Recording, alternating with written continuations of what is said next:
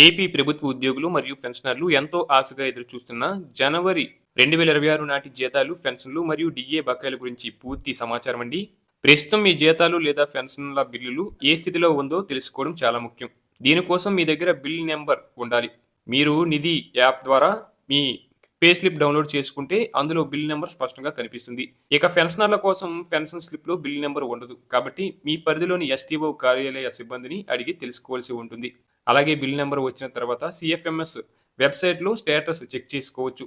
ప్రస్తుతం మెజారిటీ బిల్లులు waiting for fund clearance అనే స్టేటస్‌లో ఉన్నాయి. అంటే మీ సెక్షన్ ఆఫీసర్ ఆమోదించి ఫైనాన్స్ క్లియరెన్స్ కోసం పంపినట్లు అర్థం. ఒకవేళ ఇంకా నాట్ అప్రూవ్డ్ అని ఉంటే వెంటనే మీ ఎస్టీఓని సంప్రదించి ఈ రోజు సాయంత్రం లోపు ఆమోదింప చేసుకోండి. లేదంటే మీ జీతం జనవరి మధ్యలో సప్లిమెంటరీ బిల్ ద్వారా వచ్చే అవకాశం ఉంటుంది. అలాగే డిఏ అరియర్స్ విషయానికి వస్తే ప్రభుత్వం ఇటీవల విడుదల చేసిన నోటీసు ప్రకారం నిధి పోర్టల్లో డిఏ బకాయిల బిల్లులను అప్లోడ్ చేయాలని డీడీఓలను ఆదేశించింది.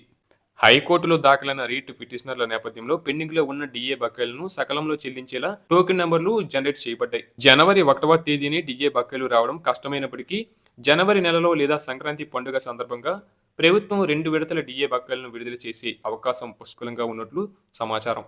అలాగే సిపిఎస్ ఉద్యోగులు మరియు ఇతర ప్రభుత్వ సిబ్బందికి రావాల్సిన బకాయిల జాబితా చాలా పెద్దవిగా ఉన్నాయండి.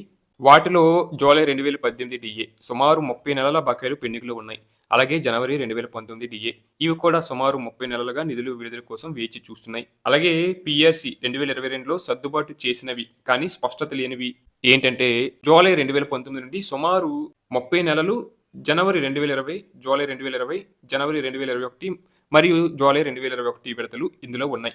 వీటి చెల్లింపు పద్ధతిపై ప్రభుత్వం నుండి ఇంకా స్పష్టమైన ఉత్తర్వులు రావాల్సి ఉంది. అలాగే ఫ్రీజ్ చేయబడిన బకాయిలండి. ఇవి కరోనా కాలంలో ప్రభుత్వం కొన్ని నెలల బకాయిలను స్తంభింప చేసింది. ఉదాహరణకు జనవరి 2020కి సంబంధించి 18 నెలలు, జూలై 2020కి సంబంధించి 12 నెలలు వీటిని కూడా విడుదల చేయాలని ఉద్యోగ సంఘాలు కోరుచున్నాయి. అలాగే జూలై 2024 మరియు జనవరి 2025 విడతలకు సంబంధించి అధికారిక ఉత్తర్వులు రావాల్సి ఉంది. తాజాగా జనవరి 2026 విడత కూడా ఈ జాబితాలో చేరనుంది.